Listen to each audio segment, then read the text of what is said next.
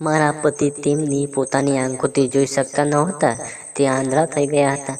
હવે તે કંઈ દેખાતું રહ્યું નથી. હવે મારી સાસુએ પણ ક્યાંય અવાજ જવાનો ખૂબ જ પ્રોબ્લેમ આવી રહ્યો હતો. એટલે અમે એક કાર લઈ લીધી, પરંતુ કાર ચલાવવા માટે ડ્રાઈવર પણ જોઈતો હતો. અમે એક ડ્રાઈવર રાખી લીધો. તે અમારી સાથે રહેતો અને અમને જ્યાં પણ જવાનું થાય તો અમને લઈ જતો. ડ્રાઈવર દેખાવમાં ખૂબ જ સુંદર હતો અને હું પણ ખૂબ જ સુંદર હતી. મને પણ કોઈ પણ પહેલી વાર જોઈ લે તો બસ મારા જ દીવાનો થઈ જતો હતો અને પામવાની ઈચ્છા રાખતો હતો. ડ્રાઈવર પણ કંઈક આવું જ વિચારી રહ્યો હતો. શરૂઆતમાં તો તેમની ઉપર કંઈ ખાસ ધ્યાન આપ્યું નહીં. મેં વિચાર્યું કે થોડા દિવસો તે ઇગ્નોર કરું, પરંતુ થોડા દિવસો પછી તેમની ઉપર ધ્યાન આપવાનું શરૂ કર્યું. કેમ કે તે મને મીટરમાંથી અલગ અજીબ ઇશારા કરવા લાગ્યો. એક વખતની વાત છે, જ્યારે અમે બહારની આવી રહ્યા હતા ત્યારે મેં ડ્રાઈવરને કહ્યું, તમે પણ અમારી સાથે જ ઘર પર રોકાઈ શકશે. તમને અપડાઉન કરવાની જરૂર નથી. કેમ કે અમારા ઘરમાં પણ 4 રૂમ તો ખાલી હતા. ત્યારે મેં માની ગયો અને અમારા ઘર પર રહેવા લાગ્યો. પહેલાં તો તે દૂર રહેતો હતો, એટલે તેને બોલાવીને થોડા સમય માટે લાગતો હતો. પણ હવે તો તે ફક્ત એક ઇશારો કરી દેતો તો હાજર થઈ જતો. એક હતું તેમના જમવાનું આપવા તેમના રૂમમાં ગયા. તેમણે કહ્યું કે રાતના 12 વાગ્યે મને મળજો, થોડી વાતો કરવાની છે. મેં કહ્યું ઠીક છે, કોશિશ કરીશ. રાતે જ્યારે અમર પતિ સૂઈ ગયો તો ડ્રાઈવરના રૂમમાં ચાલી ગઈ. ત્યારે મેં બ્લેક કલરનું નાઇટ ગ્રાઉન્ડ પહેર્યું હતું, જેમાંથી બધું અંદર આરપાર દેખાતું રહ્યું હતું. મને જોઈને તેનો ચહેરો પર ચમક આવી ગઈ. મને જોઈને સીધી તેમના બેડ ઉપર બેસી ગઈ. ત્યાં ડરી ગયો અને મારા હાથ પકડીને એને બોલ્યો કે તમે ખૂબ જ સુંદર છો. જ્યારે હું મુસ્કરાઈને નીચે જોવા લાગી ત્યારે તે સમજમાં આવે કંઈક રીતે ગ્રીન સીલ બની ગયું હતું. નમસ્તે દોસ્તો, આજની આ વાર્તા તમારા માટે સ્વાગત છે. મારું નામ દક્ષા છે. હું પરિણીત મહિલા છું. અમે એક નાનકડા ગામમાં રહીએ છીએ. મારી ઉંમર અને ત્યારે 25 વર્ષની હતી. મારી પરિવારમાં મારા પિતા, મારા નાના ભાઈ અને બહેન અને બધા ખુશ હતા. જ્યારે મારા લગ્નની ઉંમર થઈ તો ઘરવાળાએ મારા લગ્ન એક છોકરો શોધવાનું શરૂ કરી દીધું. એક દિવસે એવો છોકરાને ત્યાંથી વાત મળી કે છોકરો રેલવેમાં હતો અને તેનો પગાર ખૂબ જ સારો હતો. એટલે ઘરવાળાએ કોઈ પણ રાહ જોયા વગર મારા લગ્ન તેની સાથે નક્કી કરી દીધા. લગ્ન પછી હું સાસરે આવી ત્યારે મારા સાસુ સસરા, એક દેવર અને મારા પતિ રહેતા હતા. ઘર ખૂબ જ સુંદર હતું અને ત્યાં કોઈ પણ વસ્તુની કમી ન હતી. મારા પતિ 1 મહિનાની રજા ઉપર આવ્યા હતા. ખબર જ પડી નહીં કે 1 મહિનો ક્યારે પસાર થઈ ગયો અને તે ફરી કામ ઉપર નીકળી ગયા. હું ઘરમાં કામ કરીને ફ્રી થઈ જતી. પછી સમય પસાર કરવો તો ખૂબ જ મુશ્કેલ થઈ જતો હતો. કેમ કે મારા નવા લગ્ન થયા હતા. તેથી મને ખૂબ જ મન કરી રહ્યું હતું કે કેમ કરીને ખુદને શાંતિ રાખવું હોત. એક દિવસ મારા દેવર જીગર મારા રૂમમાં આવીને કહેવા લાગ્યો, ભાભી તમે કેમ એકલા બેઠા છો? તમારી સાથે વાતો કરો, અથવા તમે કંઈ રમત રમો, અથવા કોઈને મૂવી જોઈ લઈને. ત્યારે મેં કહી દીધું, દેવરજી, અત્યારે તમારે કોઈ પણ વસ્તુમાં મન લાગતું નથી, પણ ધીરે ધીરે લાગી જશે. કેમ કે અત્યારે હું આ ઘરની નવી જ છું. પછી એક દિવસ મારી સાસુએ મને કહ્યું કે સાસુમાં, મને તમારા માવતરે જવું છે, મને મન થઈ રહ્યું છે. ત્યારે તે બોલીને જોઈને કાળથી છોડી આવશે. બસ ધક્કા ખાવાનું શું કામ જવું? ત્યારે મેં કહ્યું ઠીક છે માજી. અમે પછી આગલા દિવસે હું મારા અને માવતરને જવા માટે જીગરની સાથે નીકળી ગઈ. જીગરે મને ઘર પર છોડી દીધી અને તરત જ તે પાછો નીકળી ગયો. મેં તેને રોકવાની ઘણી કોશિશ કરી, પરંતુ તેને મને ના પાડી દીધી. તેને તો ચા પાણી પણ પીધું નહીં. કેમ કે પાણી પણ પીધું નહીં. બસ એટલું બોલ્યો કે ભાભી મને જરૂરી કામ છે. તમે ચાલ્યા ગયા અને મારા માવતરના આવીને 4 દિવસ થઈ ગયા, પરંતુ અહીંયા આવીને મને થોડું અજીબ લાગી રહ્યું હતું. એટલે મેં 5મા દિવસે બસ પકડીને મારા સાસરે ચાલી ગઈ. ઘરે આવીને મેં મારા દેવર જીગરને પૂછ્યું કે જીગર, ઘરમાં બધું ઠીક છે? તો તેમણે કહ્યું કે હા ભાભી, બધું ઠીક છે. કહ્યું ભગવાનના શુક્ર છે કે બધું ઠીક છે. મારા સાસરે આવ્યાના થોડા દિવસ પછી મારા દેવર જીગરની દુબઈ માટે વિઝા આવી ગયા અને પછી તે દુબઈ ચાલ્યા ગયા. હવે ઘરમાં બસ મારી સાસુમાં અને મારા સસરા જ રહી ગયા હતા. પછી એક રાત્રે અચાનક મારા સસરાએ હાર્ટ એટેક આવ્યો અને એમર્જન્સી હોસ્પિટલ લઈ ગયા, પરંતુ રસ્તામાં તેમનું મૃત્યુ થઈ ગયું. પછી આવી રીતે એક દિવસ રેલવે ઓફિસની ફોન આવ્યો. ત્યારે પૂછવામાં આવ્યું કે શું તમને રાકેશના ઘરેથી બોલી રહ્યા છો? મેં કહ્યું હા. તો તે બોલ્યા કે રાકેશની ડ્યુટીના સમયે માથા ઉપર ઈજા થઈ ગઈ છે, જેથી તે હવે જોઈ નથી શકતા. આ સાંભળતા જ હું જોરથી રડવા લાગી. મારી સાસુએ મને પૂછ્યું કે શું થયું દીકરી, પરંતુ કંઈ બોલી શકી નહીં. બસ હવે રડતી હતી. પછી મારા સાસુમાએ ફોન ઉપર વાત કરી. જ્યારે તેમને પણ ખબર પડી તો તે બેભાન થઈ ગયા. આવી પરિસ્થિતિમાં હું શું કરું? ઘરમાં કોઈ હતું નહીં, પણ મેં પડોશના રહેતા એક છોકરાએ બોલાવ્યો અને મારી સાસુને લઈ હોસ્પિટલ ગયો. ડૉક્ટરે કહ્યું તે કોમામાં ચાલી ગયા છે. પછી 4 દિવસ સુધી તે હોસ્પિટલમાં જતા અને મારી સાસુમાં પણ આ દુનિયા છોડીને ચાલ્યા ગયા અને હું ઘરમાં એકલી જ રહી ગઈ. ત્યારે મેં મારા પતિ સાથે ફોન ઉપર વાત કરી તો તેણે પણ કહ્યું કે હવે હું કામ કરવા માટે લાયક નથી, એટલે હું પાછો આવી રહ્યો છું.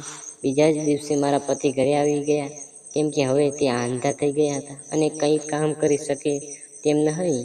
હવે હું મારા પતિના ધ્યાન સારી રીતે રાખવા લાગી. રેલવેવાળા એટલા સારા હતા કે મારા પતિને આંધા થઈ ગયા પછી પણ તેમની પેન્શન આપવા લાગી.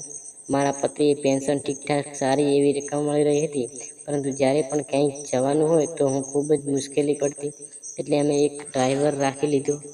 સન્નામાં પૈસા બેંકમાં જમા કરાવી દેતા અને તેમની ઉપર વ્યાજ મળતું હતું. અમારો ડ્રાઈવર દેખાવમાં ખૂબ જ સુંદર અને હોશિયાર હતો. ઊંચો, લાંબો અને એકદમ કદમ કાઠી જવાનો દેખાતો હતો. જ્યારે પણ ક્યાંક જવાનું હતું તો તે તેને ફોન કરી દેતા, એટલે જે ઝડપથી આવી જતો. એક દિવસ અને મારા માનતો જવાનું હતું તો ડ્રાઈવરને ફોન કર્યો અને તે આવી ગયો. હું કારમાં બેસીને નીકળી ગઈ. ડ્રાઈવર મુસાફરી દરમિયાન વચ્ચે મને કારમાં મીટરમાંથી જોતો રહેતો હતો, પણ મારું ધ્યાન તેના ઉપર થતું નહીં. અચાનક મારી નજર તેની ઉપર પડી અને મેં જોયું કે વારંવાર મને જોઈ રહ્યો છે. મારા પતિ જોઈ શકતા હતા નહીં, એટલે તે ચશ્મા લગાવીને બેઠા હતા.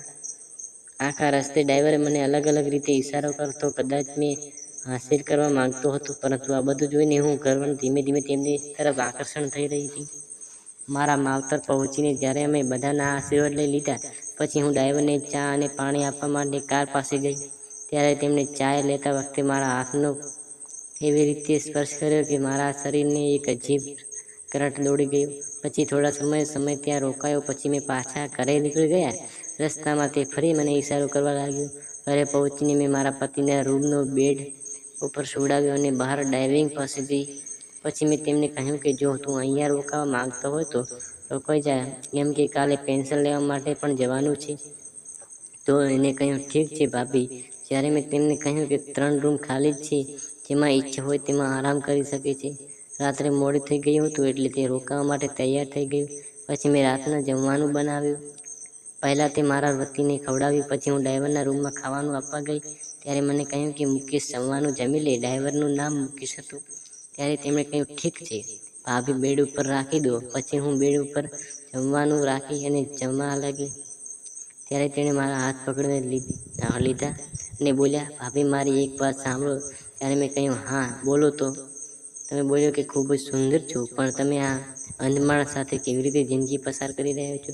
ત્યારે મેં કહ્યું કે પહેલાં બધું ઠીક હતું, પણ હવે તે જોઈ શકતા નથી. તેના ઉપર ડ્રાઈવર બોલ્યો કે રાતના 12 વાગે જ્યારે તમારા પતિ સૂઈ જાય ત્યારે મારી પાસે આવી બધી વાત સાંભળી લેજો.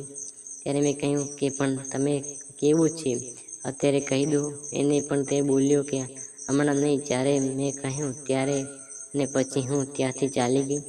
રાતના લગભગ 12 વાગ્યા જ્યારે મારા પતિ ગેરી નીંદમાં સૂઈ ગયા અને પછી હું ઘરેથી ડ્રાઈવરના રૂમમાં ચાલી ગઈ.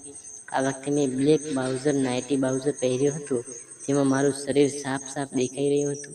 મને જોઈને તો ડ્રાઈવરની શ્વાસ લંબી ગયો તો તે મને બસ જોતા જ રહી ગયો. હું જઈને સીધી તેના બેડ ઉપર બેસી ગઈ. પછી તે હળબળાઈને મારો હાથ પકડીને કહ્યું કે તમે ખૂબ જ સુંદર લાગી રહ્યા છો. પછી મેં ડ્રાઈવરને પૂછ્યું કે એક વાત કહું તો તમે હા બોલો. પછી હું તેને બોલ્યો નારાજ ન થતા નહીં. તો મેં કહ્યું નહીં બોલ તો શું વાત છે? ત્યારે કહ્યું કે શું આ તમે મને ખુશ કરી શકશો? ત્યારે હું શરમાઈને મારું માથું ઝુકાવી દીધું. ત્યારે તેમને સમજમાં આવી ગયું હતું કે મારા તરફથી ગ્રીન સિગ્નલ છે. મારા પતિ હવે પહેલા જેવા રહ્યા નથી અને આંધળા થઈ ગયા છે. પછી તે ખૂબ જ કમજોર થઈ જવા લાગી હતી. હું એક સ્ત્રી હતી. મારા પણ સપના હતા એવું જે મારા પતિ પૂરા કરી શકશે તેમ હતા નહીં. ત્યારે મેં રાત્રે મને તે ખુશી મળી ગઈ અને મને ઘણા સમયથી મળી હતી નહીં. તે દિવસે પછી મારી વચ્ચે એક નવો સંબંધ શરૂ થયો હતો. જ્યારે પણ મોકો મળતો અમે બંને ખુશીથી એકબીજાને શરીરની ભૂખ મટાડતા. ક્યારેક દિવસો, ક્યારેક સાંજે, પણ અમારું બધું હવે અમારા જીવનમાં સામેથી કરી દીધું હતું. મારા પતિ તો કંઈ દેખાતો હતો નહીં, એટલે ક્યારેક તો અમને તેમની સામે જ હસી મજાક કરતાં અમે બંને પ્રેસ પણ કરી લેતા. એટલે ઘણો ખરો સમય ડ્રાઈવર સાથે જ પસાર કરવા લાગી, કેમ કે મારા ઘરમાં જ રહેતો લાગ્યો હતો. તેમને એક અલગ રૂમ આપી દીધો હતો, તેથી કોઈ પણ શંકા ન જાય. ધીરે ધીરે સમય પસાર થઈ ગયો અને 5 મહિના પછી મારા પતિની આંખોની તપાસ થવાની હતી. ત્યારે અમને લાગ્યું કે 1 કલાકમાં તપાસ થઈ જશે અને અમે ઘરે પાછા આવી જઈશું. પણ ડૉક્ટરે તો 5 કલાક લગાવી દીધા. મને લાગ્યું કે આટલો સમય કેમ લગાવી રહ્યા છે. પછી ડૉક્ટરે મને બોલાવીને કહ્યું કે તેમનું પતિનું ઓપરેશન કર્યું છે, પણ હવે તે જોઈ શકે એમ નથી. તમે ઘરે લઈ જાઓ અને 7 દિવસ પછી ફરી તપાસ માટે લઈ આવજો. 7 દિવસ પછી અમે ફરીથી હોસ્પિટલમાં ગયા. આ વખતે ડૉક્ટરે કહ્યું કે હવે હોસ્પિટલ આવવાની જરૂર નથી, એમને ઘરે લઈ જાઓ. અને તે રાત્રે મેં મારા પતિના રૂમમાં છોડી દીધા અને હું ડ્રાઈવર પાસે ચાલી ગઈ. પણ આ વખતે તે શું થયું તે સપનામાં પણ વિચાર્યું નહોતું, કેમ કે ડ્રાઈવર સાથે શરીર માણતા અચાનક મારા પતિ મારી સામે આવીને ઊભા રહ્યા. પછી તે બોલ્યા, મને તારા પર કેટલું દિવસથી શંકા હતી. આંખથી ભલે આંધળો હતો, પણ મારા કાનથી હું સાંભળી શકતો હતો. તે બંને શું કરી રહ્યા હતા. જ્યારે તું મારી સામે આ બધું કરી રહી હતી, ત્યારે હું સુવાનું નાટક કરી રહ્યો હતો. આ મને બધું સમજાવવા માટે આવી ગયું છે. બસ હું તમને બંનેને રંગે હાથ પકડવા માંગતો હતો. એટલે મેં ડૉક્ટરને બધી હરકત જણાવી દીધી અને મેં કહ્યું કે મારા પત્ની આ જાણવા જોઈએ નહીં કે તમે હું જોઈ શકું છું. એટલે ડૉક્ટરે તારાથી આ વાત આવી છુપાવી. પછી મેં તેમણે ઓપરેશન કર્યું, જેથી હું મારી આંખોમાં ફરી જોઈ શકું. અને 7 દિવસો પછી જ્યારે પાછો ગયો, ત્યારે મારા ટાંકા પણ તોડી દીધા હતા. પણ તું ડ્રાઈવરમાં પેરમાં એટલી આંધળી થઈ ગઈ કે તમે કંઈ સમજવામાં આવી રહ્યું ન હતું. તે ફક્ત ડ્રાઈવર જ જોઈતો હતો. કેટલી વખત તમે બંને સાથે મચ્યા હશે એની તો મને ખબર નહીં, પરંતુ મેં ખુદને કેવી રીતે કાબૂમાં રાખ્યો એ પણ મને ખબર નહીં. આજે મેં બંનેને રંગે હાથ પકડી લીધા હતા. આટલું સાંભળતા પછી હું મારા પતિને કહેવા લાગી કે સાંભળો, આ મારી કોઈ ભૂલ નથી. આ બધું ડ્રાઈવરનું કામ છે. તેણે જ મને પોતાના જાળમાં ફસાવી. ત્યારે ડ્રાઈવર બોલ્યો, તું આ શું કરી રહી છે? આમાં તારી પણ મરજી હતી. ત્યારે તો મેં મારી પાસે બોલાવ્યો હતો. તમે કોઈ જબરજસ્તી મારા જાળમાં ફસાઈ નથી. આ બધું તો સાંભળીને મારા પતિ એકદમ ગુસ્સો આવ્યો અને તેમણે મને તલાક આપી દીધી. ત્યારે મેં વિચાર્યું કે હું ડ્રાઈવર સાથે નવી જિંદગીની શરૂઆત કરીશ, પરંતુ જલ્દી જ મને મારી ભૂલનો અહેસાસ થઈ ગયો. ધીરે ધીરે મારા મા બાપ અને મારા પૂરો પરિવારવાળાઓએ મારા સંબંધ તોડી નાખ્યા અને હવે તો એવી હાલત થઈ ગઈ હતી કે ડ્રાઈવર પણ મારાથી દૂર થઈ ગયો હતો અને હું એકલી પડી ગઈ હતી. થોડા દિવસ પછી જ મારા સમાચાર મળ્યા કે મારા પતિએ મને છોડીને પોતાના નાના ભાઈને જીગરની પાસે દુબઈ જવાનો ફેસલો કર્યો છે. ત્યારે જઈને તેમણે પોતાની નવી જિંદગીની શરૂઆત કરી. જતાં બસ તે તેટલું જ કહેવા ગયા કે હું જેને પ્રેમ કરતી હતી તેના પામી લીધો અને હું મારી જિંદગી નવી રીતે શરૂ કરવા જઈ રહી છું. દુબઈ ગયા પછી મારા દેવર જીગરને એક દિવસ મને ફોન આવ્યો અને કહેવા લાગ્યા કે તેમને શું લાગતું હતું કે મારા ભાઈ તમને છોડ્યા પછી એકદમ સદનમાં ચાલ્યા જશે. આવું તો ક્યારેય પણ વિચારતી નહીં. દુબઈ આવીને મારા ભાઈને નવી શરૂઆત કરી છે અને હવે તે એક સ્ત્રી સાથે લગ્ન કરવા જઈ રહ્યા છે. તો તારા કરતાં તો 100 ગણી ખૂબ જ સરસ છે અને તે ભાઈને પણ એકદમ સાચો પ્રેમ કરે છે. તેમની આ વાત સાંભળીને મને અફસોસ થયો કે મારી ભૂલ લીધે એક નવું બધું ગુમાવી દીધું છે. મેં સારી ખુશી ખોઈ દીધી છે. મારા પતિ પાસે હતી. મારી ભૂલને લીધે હું એકલી છું અને મારા પતિ પણ હવે તેની નવી પત્ની સાથે ખુશહાલ જિંદગી વિતાવી લેશે. આજે હું મારા ખાલી ઘરમાં એકલી બેઠી છું અને વિચાર્યું કે મારીથી મને એક સારા માણસને દૂર કરી દીધી. મેં મારા પરિવાર માટે ઇજ્જત અને તે પ્રેમ બધું ગુમાવી દીધો અને હવે મારી પાસે પછતાવા સિવાય બીજું કોઈ ન હતી. આ વાત શીખી મને ક્યારેય પણ આપણે સાચા સાથીનું દિલ દુખાવવું ન. દુનિયા પાસે ખૂબસૂરતી અને ઈચ્છાઓ હંમેશા રહે છે, પરંતુ સાચો પ્રેમ અને વફાદારી જીવનમાં ખૂબ જ મુશ્કેલીઓથી મળે છે. તો મિત્રો, આ હતી આજની નાનકડી વાર્તા. જો તમને આ વાર્તા પસંદ આવે તો લાઈક કરજો, તમારી ચેનલને સબસ્ક્રાઈબ કરજો. નવા આવ્યા હો તો ચેનલને સબસ્ક્રાઈબ કરી લેજો. આવનાર વિડીયોની માહિતી તરત મળે છે. ધન્યવાદ.